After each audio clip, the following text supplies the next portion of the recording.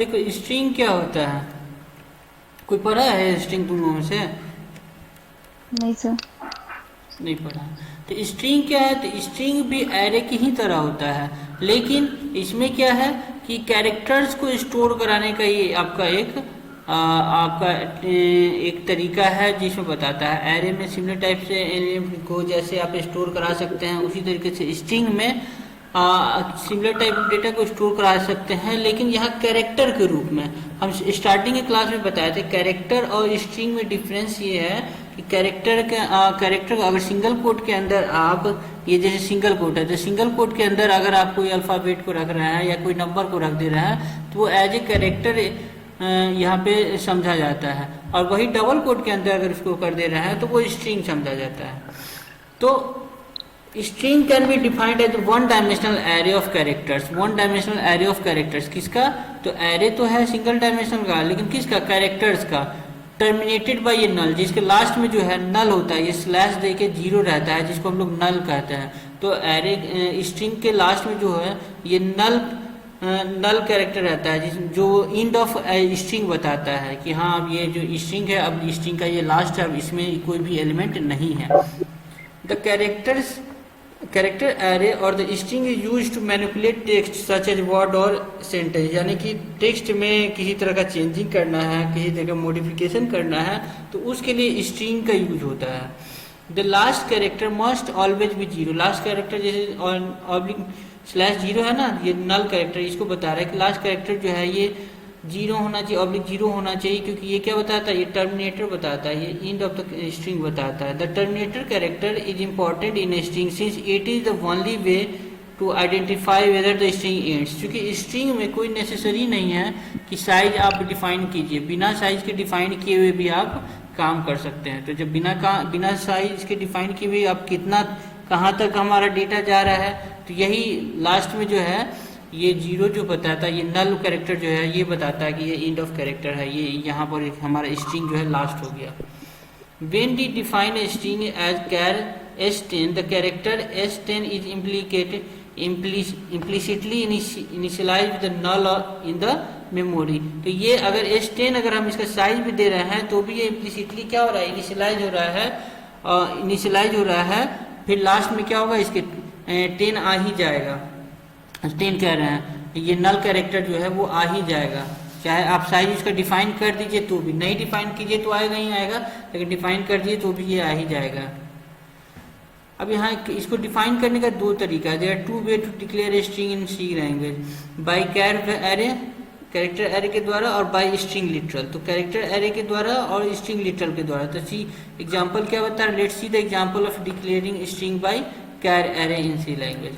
अब देखो क्या है, कैर सी एच, कैर क्या है, सी एच, ये और सब स्क्रिप्ट है, सिंगल सब स्क्रिप्ट है। तो दो तरीका है, या तो आप कैरेक्टर एरे के द्वारा, तो एरे पढ़ चुके हैं, तो एरे जो किस टाइप का ले लिए हम, कैरेक्टर टाइप का, डेटा टाइप का है, कैरेक्टर टाइप का है, तो कैरेक्टर टाइप का एरे ले लिए। सी एच जो है एरे का नाम है और इसका साइज दे दिए 10 है। अब इसमें जो है अलग अलग हम क्या करिए, इसके अल्फ़ाबेट्स डाल दिए, यानी कि अलग अलग लोकेशन का जो है अलग अलग एलिमेंट्स जो है हम उसके इंसर्ट करा दिए। तो ये एक तरीका है जो मेमोरी में जाके इस तरीके से स्टोर होता है, अलग अलग लोकेशन पे इस तरीके से ये जाके स्टोर होता है। As we know, array index start from 0, so it will be represented as in the figure given below। तो जीरो इंडेक्स से स्टार्ट होता है एरे में बताएं तो 0 1 2 3 4 से लेके ये कहाँ तक जाएगा, 10 तक जाएगा। लेकिन इसका साइज 10 है, तो साइज 10 है तो 0 से लेके 9 तक जो होगा ये 10 एलिमेंट हो गया। काउंट करोगे 0 से स्टार्ट हो रहा है तो 9 तक 10 एलिमेंट हो गया। इसका साइज 10 है तो 10 एलिमेंट ये हो गया। लेकिन इसके बाद इसके लास्ट में जो है ये नल कैरेक्टर आके लग जाएगा ताकि ये बता सके कि ये एंड ऑफ एरे है। ठीक है। फिर वाइल डिक्लेयरिंग स्ट्रिंग, जब स्ट्रिंग को डिक्लेयर कर रहे हैं तो साइज इज नॉट मैंडेटरी। जब स्ट्रिंग को आप डिक्लेयर करते हैं तो हम पहले ही बताएं कि साइज मैंडेटरी नहीं है, आप चाहे तो साइज दीजिए चाहे साइज नहीं दीजिए। So we can write the above code as given below. तो इस कोड को जो इससे पहले जो देखें जिसमें साइज था यहाँ पे 10 दिया हुआ था, अब बिना इसके भी हम यहाँ पे इसको डिक्लेयर कर सकते हैं, कैट सी एच गवर्नमेंट। तो इसमें ये भी इसके थोड़ा पता चला है कि हमारे इसमें एलिमेंट जो है वो तो स्टोर हो जा रहा है और लास्ट में नल कैरेक्टर है, तो ये बताएगा कि ये एंड ऑफ हमारा स्ट्रिंग यहाँ इंड हो रहा है। तो इसीलिए इसी की वजह से जो हम नल कैरेक्टर लगाते हैं, इसके वजह से स्ट्रिंग का जो है आप साइज मेंशन कीजिए या नहीं मेंशन कीजिए, कोड में कोई ज़रूरी नहीं है, आपका काम ऐसे भी होगा। लेकिन जब आप इंसर्ट करा रहे हैं एलिमेंट को, तो लास्ट एलिमेंट को जो है आप नल कैरेक्टर इंसर्ट कराइएगा।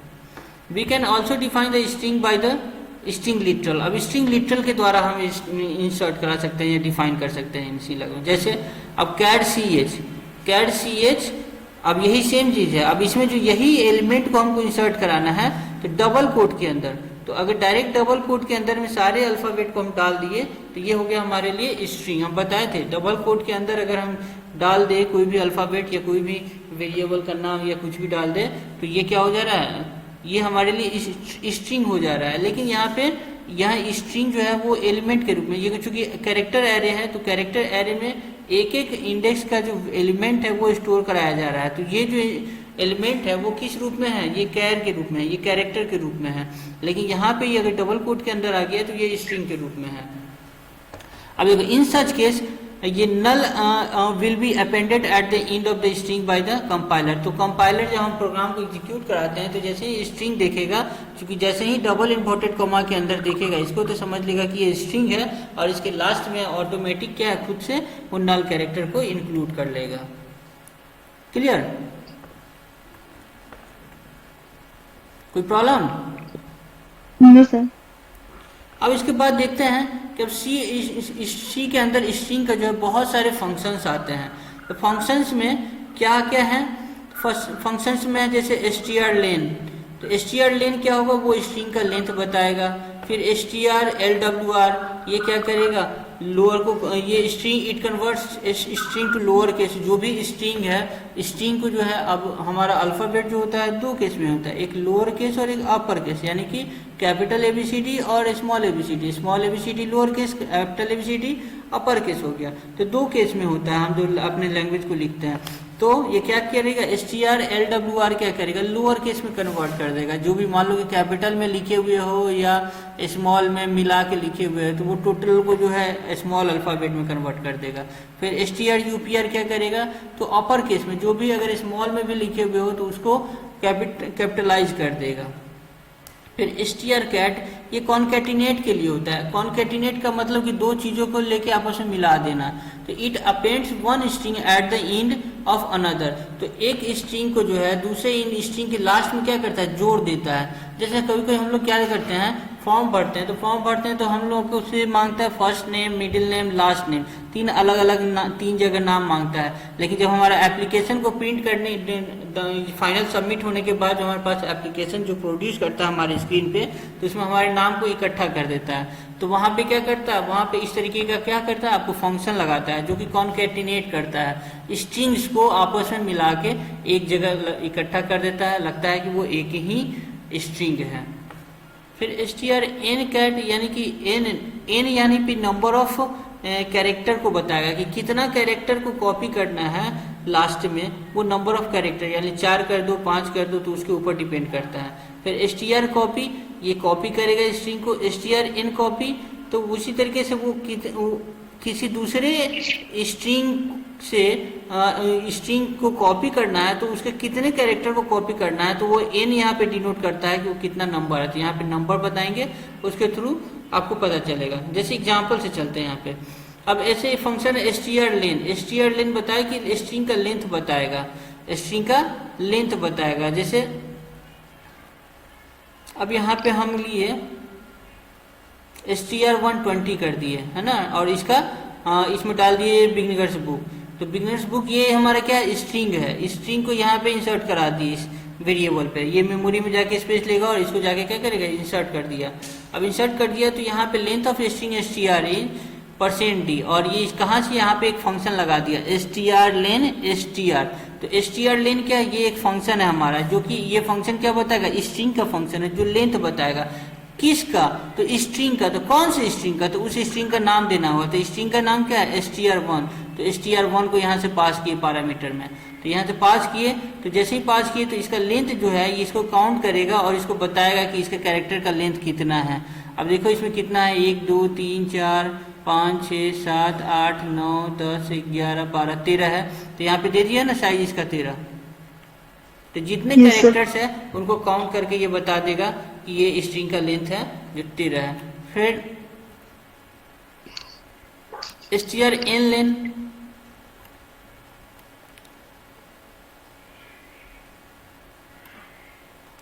इन लेन क्या करेगा, तो इन लेन क्या करेगा, तो it returns length of the string if it is less than the value specified for max lane, otherwise it returns max lane value. तो जो भी मैक्स लेन जो है अगर उसे छोटा है क्या करेगा, मैक्स लेन जो है अगर उस it returns length of the string if it is less than the value specified for max length, otherwise it returns max length। तो यानी कि जो भी वैल्यू अगर लेंथ का जो वैल्यू दिया हुआ, मान लो 20 दिया हुआ है या 30 दिया हुआ है, तो अगर उसको उससे छोटा है तो उसे एक्चुअली छोटा वाला का जो साइज होगा उसका एक्चुअल साइज देगा, और नहीं तो अगर मैक्सिमम जो वैल्यू उसमें है तो उस वैल्यू का जो मैक्सिमम साइज होगा उस उतना ही साइज उसको प्रोवाइड कराएगा। जैसे आप यहाँ पे लिए str n लेन, str1 और 30, तो यहाँ पे str1 यहाँ से पास कर रहा है और जिसका साइज क्या है 20 है, और यहाँ से मैक्सिमम साइज कितना दे दिया 30 दे दिया। तो अब यहाँ पे ये स्ट्रिंग के लेंथ को काउंट कर रहा है और स्ट्रिंग के लेंथ को मैक्सिमम 30 बता रहा है, और एक्चुअल में कितना है तो %d, और %d की वैल्यू कहाँ से लेगा, str1 से लेगा। तो str1 में ये कितना है 13 है, तो इसको 13 दे दिया। लेकिन अब इसी में दूसरे में देखते हैं कि length of str when max length is 10। अब मैक्सिमम लेंथ जब 10 कह रहा है तो 10 मैक्सिमम लेंथ कह रहा है, तो ये क्या करेगा, मैक्सिमम लेंथ 10 है तो अपने मैक्सिमम लेंथ से बियॉन्ड को वो काउंट नहीं करेगा, उससे आगे को वो काउंट नहीं करेगा। तो इसका 13 है, फिर भी ये मैक्सिमम लेंथ कितना देगा 10 ही देगा। बात समझ में आई?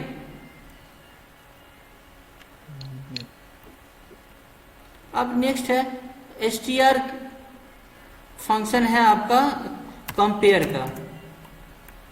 तो ये कंपेयर strcmp जो है कंपेयर करेगा, दो स्ट्रिंग को आपस में कंपेयर करके बताता है कि ये आपस में बराबर हैं या नहीं है। It compares the two string and returns an integer value if both the string are same यानी कि equal, then this function would return 0, otherwise it may return a negative और positive value based on the comparison. तो ये दोनों अगर string समान है, दोनों की वैल्यू अगर बराबर है तो ये क्या देगा 0 रिटर्न करेगा, या फिर अगर दोनों में से कोई बराबर नहीं है तो कोई पॉजिटिव या नेगेटिव वैल्यू देगा, वो डिपेंड करेगा कंपैरिजन के ऊपर। अब जैसे यहाँ पे दो स्ट्रिंग है हमारे पास, str1 में बिगिनर्स बुक है, दूसरा बिगिनर्स बुक, दोनों जो है सेम ही है, नहीं सेम नहीं है, दोनों में अंतर है। यहाँ बिगिनर्स बुक है या बिगिनर्स बुक .com है, तो दोनों में डिफरेंस है।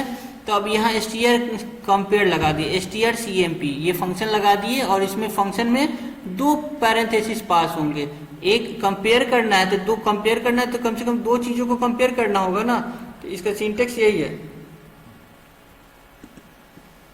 str1 और str2, तो दो अलग अलग जो है यहाँ पे हम स्ट्रिंग को पास करेंगे, s1 और s2। तो s1 ये है और s2 ये है, पास किया और इसको चेक कर रहे हैं 0 के बराबर है कि नहीं। Printf str1 and str2 are equal, अगर ये 0 के बराबर है डेट मीन्स कि दोनों आपस में बराबर है तो ये इक्वल बताएगा, अगर दोनों आपस में बराबर नहीं है तो क्या बताएगा, string1 and string2 are different. तो यहाँ पे जो दोनों में अंतर है इसलिए ये 0 के बराबर नहीं है, और ये क्या प्रिंट कर रहा है, string1 and string2 are different. Clear? Yes sir. अब इसके बाद str n कंपेयर, यहाँ n कंपेयर जो है, यहाँ n जो है लेंथ से रिलेटेड, जब भी n आएगा तो लेंथ से रिलेटेड बताएगा कि if compares both the string till n characters, और in other words it compares first n characters of both the string. तो दोनों स्ट्रिंग के स्टार्टिंग से मान लो 5 कैरेक्टर तक, 4 कैरेक्टर तक अगर ये आपस में बराबर है तो उसको कंपेयर करके बताएगा।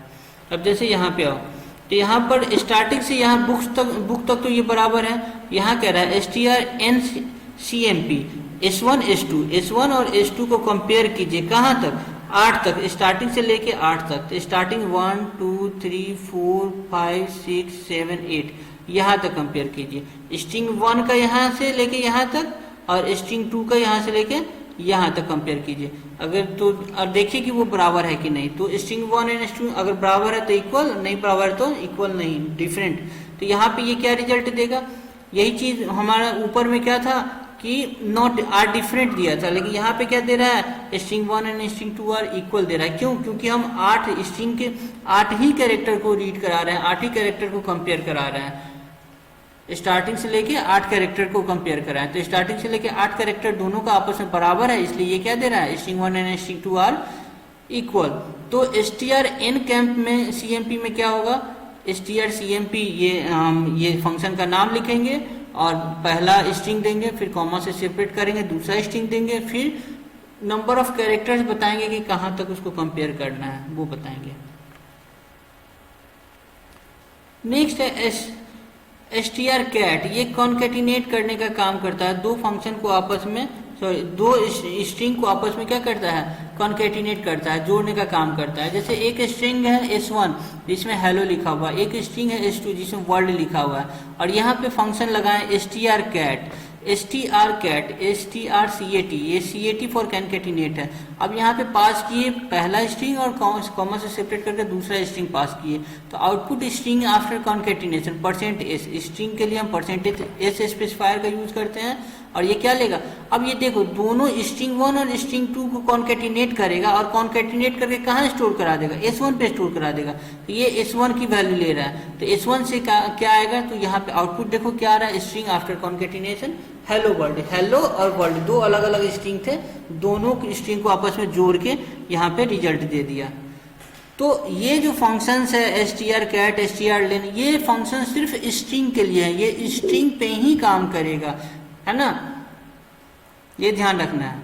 अब फिर यहाँ पे बात है strncat की, तो strncat जो है तो वो नंबर n कैरेक्टर बताएगा कि कितने कैरेक्टर को कॉन्केटिनेट करना है। यहाँ पे कोई नंबर ऑफ कैरेक्टर नहीं बताया था, यानी कि जितना भी कैरेक्टर था सबको उठा के यहाँ पे डाल दिया लास्ट में, लेकिन यहाँ पर अब n कैरेक्टर है, तो n कैरेक्टर n है, तो वहाँ पे हमको फंक्शन में उसका लेंथ बताना पड़ेगा, strcat s1 s2 और ये 3 दे दिए, यानी कि s1 को तो लेना ही है और s2 से 3 कैरेक्टर को लेना है। s2 हमारा क्या है, s2 हमारा ये है, तो वो यहाँ से 3 कैरेक्टर WOR, तो हेलो WOR 3 ही कैरेक्टर को उठाएगा और कॉन्केटिनेट करेगा। s1 s2 को कॉन्केटिनेट तो करेगा, लेकिन s2 के 3 ही कैरेक्टर को, यानी s2 जो स्ट्रिंग है उसके 3 ही कैरेक्टर को, तो ये नंबर ऑफ कैरेक्टर बताता है कि कितना कैरेक्टर सेकेंड स्ट्रिंग से हमको कितना कैरेक्टर को उठाना है। तो इसका आउटपुट क्या होगा, हेलो WOR, दिख रहा है सर S1 से कितना उठाएगा,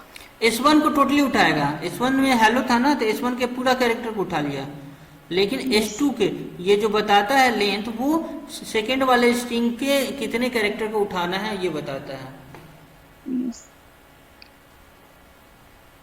अब आता है बात strcpy की। strcpy ये क्या करेगा, स्ट्रिंग को कॉपी करेगा, एक स्ट्रिंग से दूसरे स्ट्रिंग में कॉपी करेगा। मान लो कि स्ट्रिंग s1 में हमारा स्ट्रिंग 1 है और स्ट्रिंग s2 में क्या है, I am gonna copied into s1। अब ये पूरा ये हमारा कैरेक्टर है, पूरा स्ट्रिंग है। स्ट्रिंग 2 में है I am gonna copied into s1, ये s2 को s1 में कॉपी करने के बता रहा है। अब strcpy ये फंक्शन लिखे strcpy s1 s2, तो s1 s2, तो अब ये क्या करेगा, s2 के कंटेंट को, s2 स्ट्रिंग में जो भी वैल्यू है, जो भी कैरेक्टर्स हैं, उनको s1 में कॉपी कर देगा, उठा के s1 में उठा के कॉपी कर देगा। डेट मीन्स कि स्ट्रिंग s1 को जो है स्ट्रिंग में स्ट्रिंग s1 था, इसको हटा के रिप्लेस कर देगा इसके वैल्यू से। तो अब जैसे ही यहाँ पे हम printf करा रहे हैं, स्ट्रिंग s1 इज %s और %s को s1 से ले रहे हैं, तो s1 में कॉपी करके डाल दिया है, तो क्या आएगा s1 में, तो s1 इज स्ट्रिंग 2, देखो यहाँ से ये जो वैल्यू आ रहा है string 2, I am gonna copied into s1, यानी कि स्ट्रिंग 2 में जो वैल्यू था उसको पूरा कॉपी करके डाल दिया s1 में। क्लियर, कोई कंफ्यूजन नहीं ना? नहीं सर। अब इसी तरीके से strncpy, तो strncpy क्या बताएगा कि स्ट्रिंग 2 से कॉपी तो करना है, लेकिन कितने लेंथ ऑफ कैरेक्टर को कॉपी करना है ये बताएगा।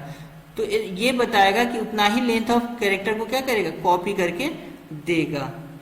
क्लियर? अब यहाँ पे स्ट्रिंग 1 में, स्ट्रिंग फर्स्ट में क्या है हमारा, स्ट्रिंग 1 है, और स्ट्रिंग सेकेंड में क्या है, तो string 2 I am using ctr ncpy now, अब यहाँ पे इसको देखो, इसको अब NCPY के लिए हमको लिखना पड़ेगा str NCPY। यहाँ पे लिखे पहला S1 स्ट्रिंग दिए, कॉमा S2 स्ट्रिंग दिए, और इसका साइज दिए कि कितना कैरेक्टर तक को आपको कॉपी करना है, तो 12 दे दिए।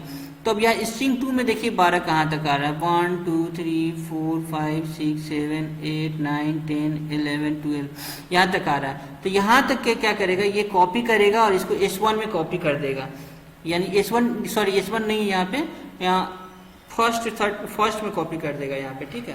तो फर्स्ट में कॉपी कर देगा, तो यहाँ पे फर्स्ट है, यहाँ S1 नहीं होगा, यहाँ पे होगा आपको फर्स्ट,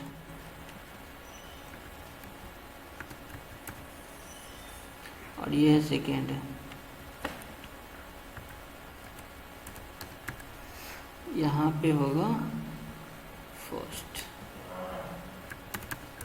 क्योंकि हम जानते हैं कि स्ट्रिंग को कॉपी करके कहाँ रखता है, तो स्ट्रिंग को कॉपी करके पहले वाले में रखता है, तो सेकेंड वाले से कॉपी करके कहाँ रखेगा, फर्स्ट वाले में रखेगा। तो स्ट्रिंग S1 इज परसेंटेज, और परसेंटेज की वैल्यू फर्स्ट वाले स्ट्रिंग में, तो फर्स्ट स्ट्रिंग में क्या वैल्यू आया, तो यहाँ से लेके कहाँ तक कॉपी करेगा, कहाँ तक बताए थे, IM तक कॉपी कर देगा। तो ये कॉपी कर रहा है स्ट्रिंग S1 इज यहाँ तक, तो ये यही है एज इट इज जो प्रिंटर में है, प्रिंटफ के अंदर लिखे हुए हैं, और फर्स्ट की वैल्यू यहाँ से उठा रहा है स्ट्रिंग टू IM, तो स्ट्रिंग टू IM तक यहाँ कॉपी करके इसको लेके गया। तो यानी कि जितना नंबर ऑफ कैरेक्टर्स आप बताइएगा उतना ही नंबर ऑफ कैरेक्टर को वो कॉपी करेगा। अगर नंबर ऑफ कैरेक्टर्स को नहीं बताना है तो सीधे strcpy का यूज कीजिए और पहला स्ट्रिंग दीजिए और दूसरा स्ट्रिंग दीजिए, तो दूसरे स्ट्रिंग को टोटली उठा के पहले में, यानी कि अगर आपको पूरा कॉपी करना है तो सिंपली strcpy का यूज कीजिए, और अगर कुछ सिलेक्टेड लेंथ को कॉपी करना है तो str ncpy को यूज कीजिए और उसको कॉपी पेस्ट कीजिए। क्लियर? Yes sir.